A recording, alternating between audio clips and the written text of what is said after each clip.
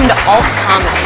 I'm your host, Gab Benesso, and this is my best friend in the whole world, Phineas the Shark. Now, he's going to be my sidekick today, but don't expect him to do a lot of talking. See, Phineas here, he suffers from severe depression. Yeah, it's horrible. We had to go see a psychiatrist this week. He put him on Wellbutrin and Abilify because Finny's moods were all over the board. But the problem is, Wellbutrin has a really bad side effect. It's extreme migraines. Now, I don't know if you guys at home have ever had an extreme migraine, but it only elicits one response: to take a gun and put it to your temple, which technically is a cure for depression. But see, Phineas doesn't have hands, and that's why he's so depressed. So he's going to be with me today. He's not going to do a lot of talking. I want to tell you guys a real quick story, something strange that happened to me yesterday on the streets of Pittsburgh. I was driving around. I like to drive through alleys. Why not? It's fun. And I see this young man who's about my age, and I only see him from behind. And he's wearing the greatest pants I have ever seen in my life. They were Madras printed pants. The same kind of pants that Bill Murray wears in Moonrise Kingdom. Do you know those pants? That's what he was wearing. And I've never seen someone young wearing pants like that. So I felt compelled to pull my car up next to this man and say, hey, those are some awesome pants. So I slowed up in my car, you know, like a creeper, and I looked at him and I said, hey, those are the coolest pants I've ever seen in my life. And the guy turns around, and it ends up being this guy who has cyber-bullied me, like insanely cyber-bullied me. Like started a website with my name called gabbenesso.org, and he called me a terrible human being. And this is the guy that I randomly stop on the street to compliment him on his pants. So he turns around and is like, thanks! And then his eyes see that it's me, Gab Benesso, and he's like, hey Gab, you know, in like a really weird voice. And I'm like, hey you, your pants are awesome, I had to tell you. And he's like, thanks. And now he's looking at me like I'm doing this to be a jerk. And I was like, well, have a great day. And then I drove off, which was so random. I mean, what are the odds that this person who has caused all this problem in my life, you know, harassing me via the internet, a total cyberbully, would be the person I'd pull over to compliment? And I was really happy I did it, because my day job is I go into schools and I do an anti-bully assembly program. And the reason I bring this up is my first guest is actually my business partner, my comedy partner, my music partner. We go into schools, we're called the Josh and Gab Show, and we do a rock and roll comedy assembly program that's about an hour long. It's incredible. We have a CD out of all anti-bully songs. We're really proud of it. And I'm actually going to show you a quick video of Josh Urbanitz, that's my first guest, so you guys can be a little more familiar with him before I bring him out for the interview. So we're going to cut to a quick video. I hope you enjoy it.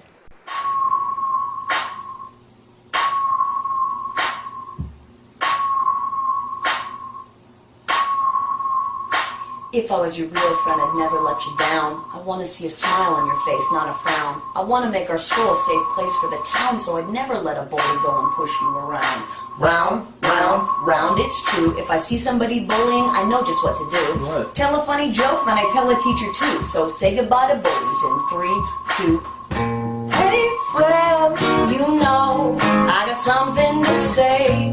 Hey friend, let me talk to you. Cause if I was your real friend, there's something you would know.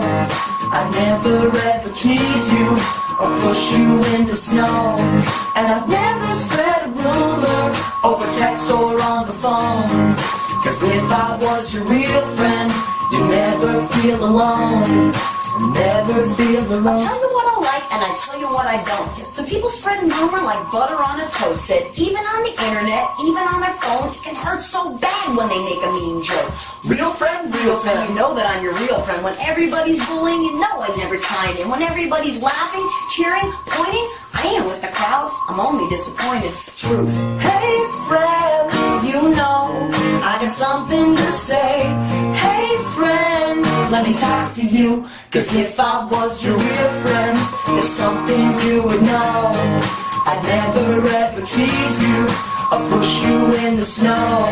And I'd never spread a rumor over text or on the phone.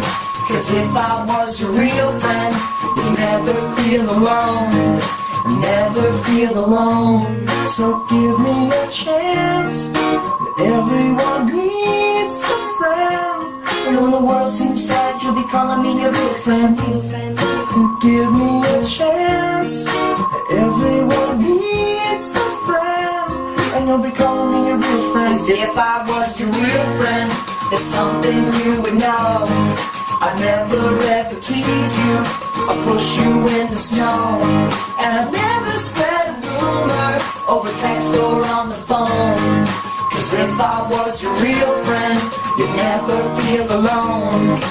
Never feel la-da, la-da, la-da, la-da, la-da, la-da, la-da, la-da, la-da, la-da, la-da, la-da, la-da, la-da, la-da. If I was your real friend.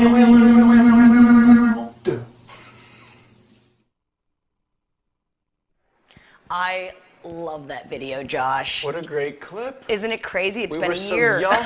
We both shaved that I day. I'm know. amazed. Ladies and gentlemen, this is my real best friend in the world, Josh Rabanitz. Josh, thank you so much for being on the show. Thank you for having me. It's lovely to see Aw, you, as mwah. always. Thank as you. always. Thank you. And here's our CD. I want to show the folks at home. That's right. I'm Not a Bully. Josh, you pretty much wrote this entire CD. I wrote some of it. I got my fingerprints all over it, though, so I like to think I'm right on it. You are right Yes, on it. I can see the greasy smudges I had. I don't know what I had for lunch. I'm sorry about that. Yeah, I think there's pizza all over it. And Josh, I mean, one of the reasons you were able to write this album is, I hope I can tell the folks all around the world that you had been bullied a couple times, maybe as a kid. Yeah. I mean, a lot of the songs come from an adult place of pain, reflecting on, being a kid. To me, the whole thing was just an exploration of the concerns of youth. I mean, when I was a kid, I remember being pretty frightened most of the time, if I'm going to be honest. And one of the first reasons I got into music in the first place was to have something to do to alleviate those fears. So that's a huge message of our show, folks watching at home. Using creativity to overcome negativity. Right. And when you were a kid, I have to know, like, were the songs that you would write, like, funnier? Like, do you think you wrote more parody songs as a kid than you did, like you do now? My first song was called "Do You Like It When I Hit You?" And it was a rock and roll song in the I don't know who it would be in the style of. Probably Mozart. Right. A genius. It was in the style of a genius, a young genius. And actually a video, I wish I would have thought of this before I came here today. I could have brought a big honkin' VHS tape and we could have cut to this incredible clip of me wearing a play army helmet and like a bathrobe, which I guess I thought was like performer outfit. And I wrote and recorded a video of me playing this song, "Do You Like It When I Hit You?" which included the lyrics, "Do you like it when I hit you? Do you like it when I kick you? Do you like it when I smack you? Do you like it when I whack you? Because if you don't like it when I hit you or kick you, then you best jump off a bridge." Wow. That was the hook, yeah. Was this song written for your little brother, or who was the... I think it was, I don't know what it was born from. It was willed to me from beyond, but I think it was workshopped as I have a younger brother, and as you know what happens when you have older siblings. Yes, They can be evil. rough. You're confused when you're a kid. You're taking out aggression sometimes on the only person near you that you can get away with it. And so I probably was like beating him to a pulp in the yard, just going, "Do you like it when I hit you?" And then like inspiration struck, and I like went in and found my dad's guitar, and it became this beautiful song in the key of B for bad, because I was being bad. Wow, you've come a long way from "Do you want me to hit you" to "Everybody clap hands." Like, if you haven't heard the album yet, you can buy it on iTunes. And yeah, Josh does all these songs of unity, and he actually has a song called "Hurry Up and Get Well," which I guess is the follow companion piece to "Do You Like It When I Hit You." Yeah, it's exactly like how Pfizer like causes the problem, and also they're not a sponsor of this show yet, are they? Not yet, not yet. You know what? Let's not use Pfizer. Let's call them Geyser. A medical company causes the problem, causes the solution. That's what we do in our music sometimes, kids. You need both sides. It's true. It really is true. And in our bully program, I'm usually the one who's talking about how I always used humor because, Right. full disclosure, Josh has been a professional musician for 10 years. I've been a professional comedian for 10 years. And, you know, and I always have like crazy things I tell the kids. Like if somebody says something mean to you, just say something absurd back. Like I think one of the ones that a lot of the kids like is if someone says, "You're ugly," I always say, "I don't understand the words coming out of your mouth," and then run really fast. And kids like when I say that. But my question to you is, when was the first time you ever said something funny, it got a reaction, and then you knew you were funny? Like, when did that moment happen? Wow. Okay. I have this great memory. First, in order to remember that, I have to remember the first time that I knew anything was funny. And I think it probably was, I have a memory of watching Ghostbusters, the fine American motion picture, 1984 color, 93 minutes, closed caption. Who's the director? Ivan Reitman, or Ivan Wrongman. And then, but anyway, I saw my dad watching I was watching Ghostbusters with my dad, and I was right at the age where I started to notice that my dad was doing this thing, laughter, like he was laughing. There were clearly things in this movie that had been intentionally put there to evoke this response from people. And so I was watching, I could see it working. Bill Murray would say something that I didn't understand, and my dad would laugh uproariously. You know? Right. So I started to think, what is this thing that I don't get that's getting a reaction from people? And I remember very early in the movie, I'm not sure when the last time, how long has it been since you've seen Ghostbusters? Pretty recently. I know Ghostbusters. That's definitely one of my faves. All right, good. So you'll know what I'm talking about. There's a scene very early in the film. It's actually, I think, it's not the pre-credit sequence, but it's then right afterwards, where we have Bill Murray doing a psychological experiment, and of course he's just doing it to try to rope in cute co-eds, right? Right. And if you remember, there's this kind of like nerdy guy who looks a lot like Dana Carvey with a big Anglo, and he's hooked up to some like, I don't know, some shocking machine, and Bill Murray's trying to get him to predict what card he's holding. Of course the guy keeps getting it wrong, and Bill Murray keeps shocking him. So there's this line that Bill Murray, the guy's gotten shocked a couple times, and he's starting to get annoyed, and he goes, what's this supposed to prove anyway? And Bill Murray's like, well, I'm just trying to, I'm trying to, he goes, I'm studying the effect of electric shocks on telepathy. And the guy goes, I'll tell you what the effect is, it's pissing me off. And I saw my dad laugh, and I was like, okay, so that's a joke, this thing that this guy just said. I was probably like 4, maybe 5. So later that day, we're at Toys R Us, and I'd remembered this line that the guy said, and I'm like, I'm going to try to make my dad laugh like he did earlier today. So we were in Toys R Us, and he asked me some question, and I did the line verbatim. I said, I'll tell you what, it's pissing me off. Oh my God. And he just grabbed me and like marched out of the store, and I was so confused. It was a mixed signal. I'm like, why did this one guy on television say it, but when I say it, I get in trouble? And that was seriously my first, that was how I learned that humor Can get you in trouble. can get you in trouble, man. You've been in trouble your whole life. All 24 years All of it? 24 years on this planet, I've been in trouble. But see, what cracks me up is I think that's probably like how you did end up becoming a musician, even though I find you to be the funniest person I work with. Oh, thank you. And my parents, I would do something that was obviously bad. When I was a little girl, and I'm not proud of this, I had a fear of midgets, or dwarves, I should say. Anyone under 4 foot high, 4 foot tall. And it We should say dwarves, yes. Dwarves. That's I don't. Yeah, and it was only because I had seen a movie very young with Chevy Chase called Under the Rainbow, and it's like a play on the Wizard of Oz, but the dwarves in that movie hold Chevy Chase hostage. Whoa. Yeah, and it really scared me as a child. And so we were at the Shop and Save, and we were grocery shopping. I was a little girl. I was like 3 years old.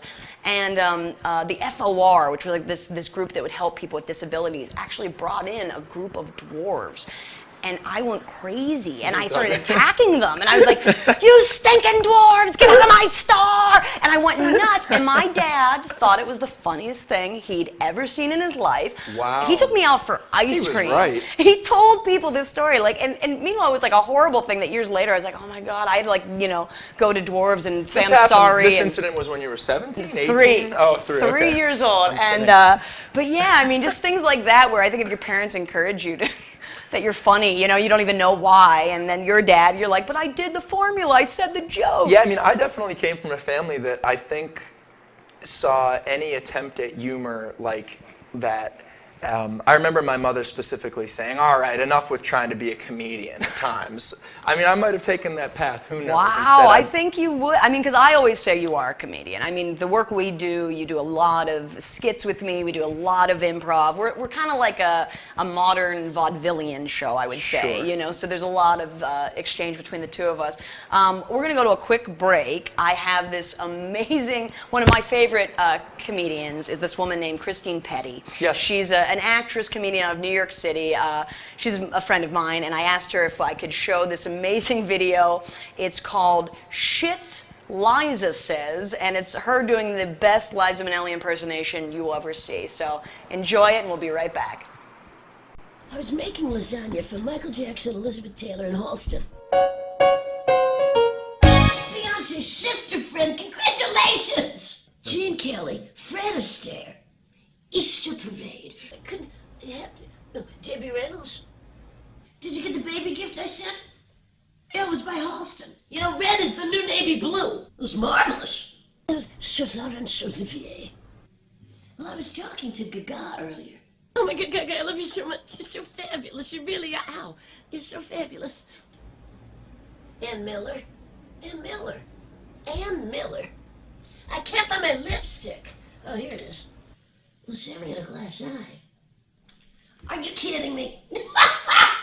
You're a little monster. Just true. Bobby would have loved it. Fosse. Oh, it had pizzazz. Oh, Michael Jackson. He was my best friend ever. I'd get around a piano and Billy would play and we'd sing Mama Say Mama Song Mama Kusa. Billy Burke, Ray Bolger, Lena Horne. I love you so much. You're fabulous. You want to have a cigarette with me outside? Halston, Musha Pork. Thank you very much. Arigato. There's an Irving Berlin song that I think you should sing. Yeah. We're having a heat wave. A tropical heat wave. Beyonce, Billy Stritch should do your arrangements.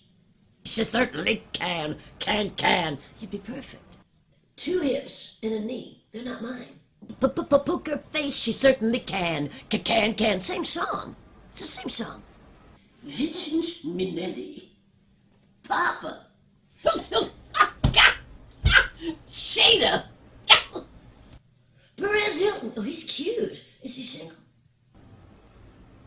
Mickey Rooney. I miss him so much. And I miss Bubbles. I do.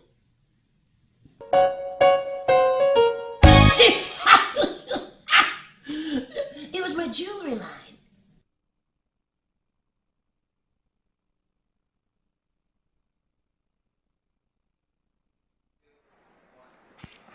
I love Christine Petty. That kills me when she's like, Gaga. So who is that comedian? Her name's Christine Petty. She's actually an actress who's been on Broadway, and she does Awesome. huge events in Fire Island every year where she plays Naturally, Liza yeah. Minnelli. But Yeah. I think that is one of the greatest YouTube videos I've ever seen in my life, so I just wanted to share it. I just want to share any awesome comedians like you, like Christine. Now I have a serious question for you, Joshua. Throw it at me. We were talking about Bill Murray earlier. Yeah. I know you have a deep love of Saturday Night Live. Oh, I mean, you gosh, talk yeah. about it almost more than anyone I know. It's love-hate, but go on. You love yeah. hate. You are familiar with the original season. Yes, yeah, definitely. Who was the best and funniest cast member in the original season, in your opinion? It's, okay, my answer is it's so hard to say because Chevy just was the alpha male, like he got in there and he was a little older than everybody, he was a little more experienced, he was more of a bedfellow with Lauren Michael, like he knew who to buddy up with, it seems like. The other cast members do like nothing. If you ever watch that season, it's like the Chevy Chase show and not what you think I mean when I say the Chevy Chase show, the canceled one. It's like just Chevy Chase and like a house band and Don Pardo is the first season of Saturday Night Live. I mean, the people that you think of, these iconic people, are just like playing like cops and stuff, like in the background. You know what I mean? Right. Like they barely even have lines half the time. I think the first 3 episodes are like, it's barely anybody. Belushi does a lot. Aykroyd doesn't even do that much, and it's mainly Chevy Chase for the first year. Isn't that crazy? That is insane. So, do I think he was the best? It's almost hard to say yeah, otherwise, right? Totally. Yeah. I mean, I like Chevy Chase. I like him ironically, and I also like him intentionally. Do you like him on Community? I think he's amazing on Community. I think when I saw that, it was when I saw how he did on Community. It felt to me like the orphan has finally found a home. You know what I mean? Right. It just seemed like this dude was like wandering through the wilderness, and there's the Holy Land. Like he finally got there. You know what I mean? Right. Like after just like so many ridiculous projects for 20 years, and then this guy's just like smack dab in the middle of a show that he clearly doesn't understand. Right, not at all. He doesn't get it, but whatever. I mean, we still like it, right? Yeah. Cool. So you wouldn't say, Chevy's like who you have to say. All right, then I'll say in the first 5 years, who was your favorite member? Oh boy. I would have to say I like Bill Murray. I like Bill Murray the most. I don't think he is used all that well, and he definitely is like pretty awkward at first. He's like a kid, and he's kind of like he's like the iconic second cop on Saturday Night Right. Live, where he's just like the guy in the background wearing the cop uniform, or like the bailiff in like every sketch. Dan Aykroyd kind of annoys me. I know you love Belushi. Belushi's just never been quite as much a thing for me. I think Right. he's amazing, but it just hasn't been my energy. It would have to be Bill Murray. And Yeah. what, like I'm going to pick the women? That's a Were there joke. any? Were there? Oh, Gilda, Jane.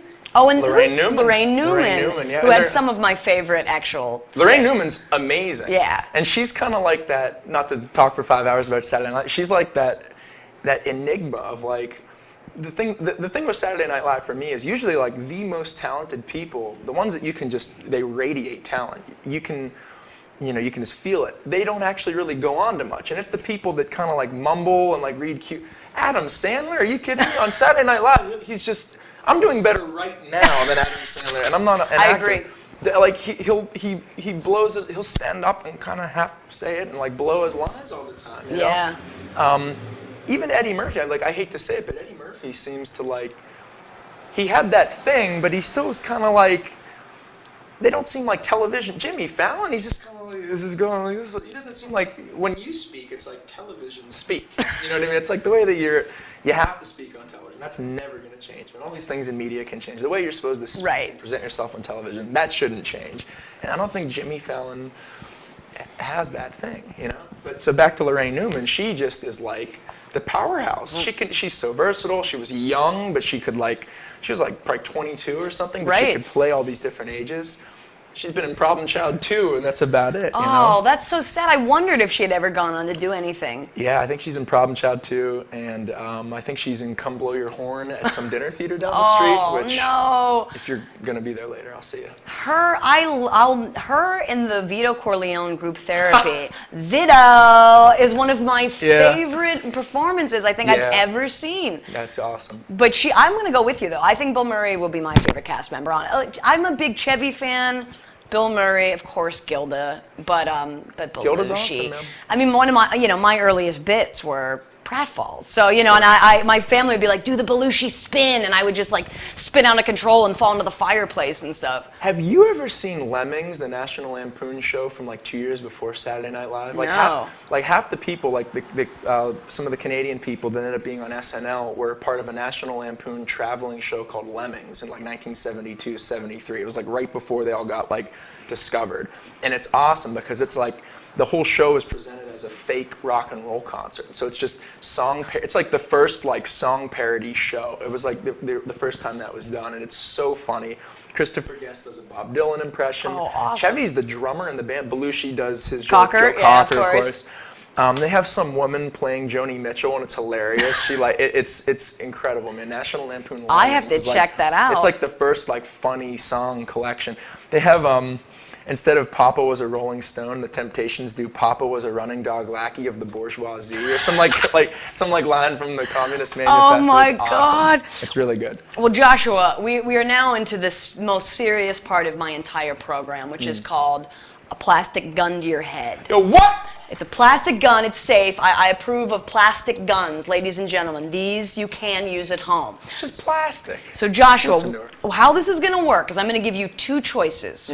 You have to choose one. Yeah. Now, you are allowed to ask one question in the sense of if I say, Diane Ladd or Lady and the Tramp. And if you're like, what do you mean, like to date? And I'd be like, yes, to date. And then you would pick one of those two choices. So you can Awesome. ask one question. I'm going to give you two choices. Gun to your head. So it's interactive. You ready? Yes. First question, internal medicine or internal revenue? Internal revenue for Italian people or for non-Italians? For Italians.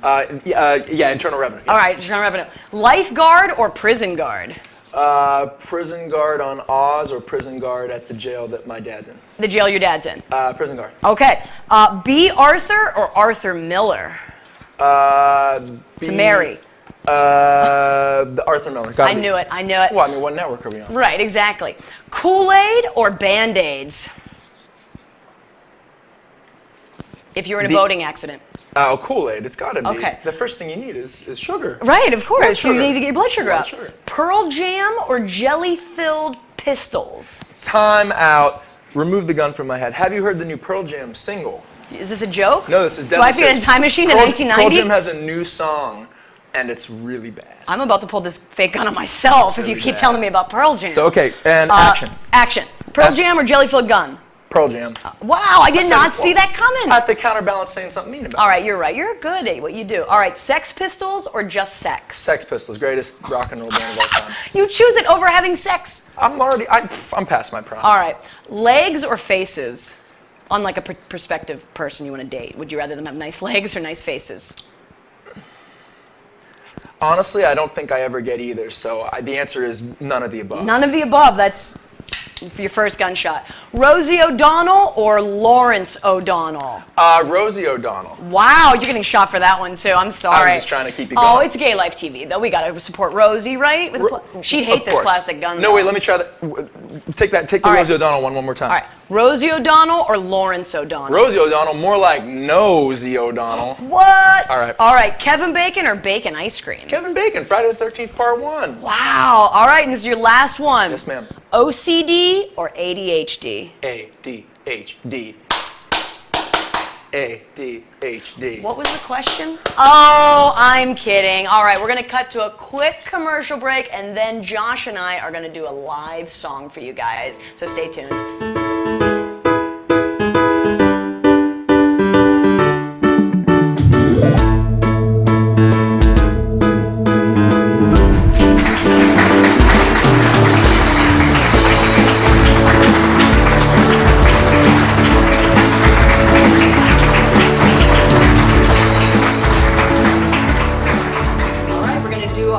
First song we've ever performed together, Honest Abe.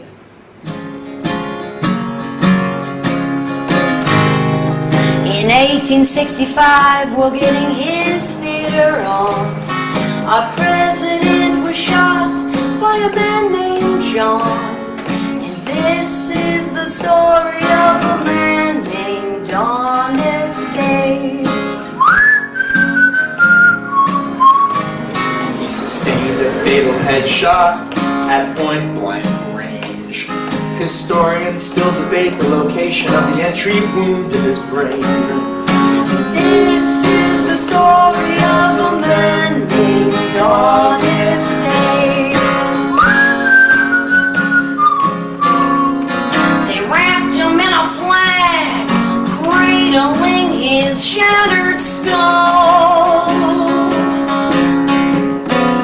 Then they got real mad and chased John Wilkes Booth down the hall. Way, way down. Attempts to stop the bleeding were worthless and in vain. Pulled out a blood clot, but his consciousness was never regained. This is the story of a man named Honest. Listen to the story of a man named Honest. Wikipedia, the story of a man named Honest Abe.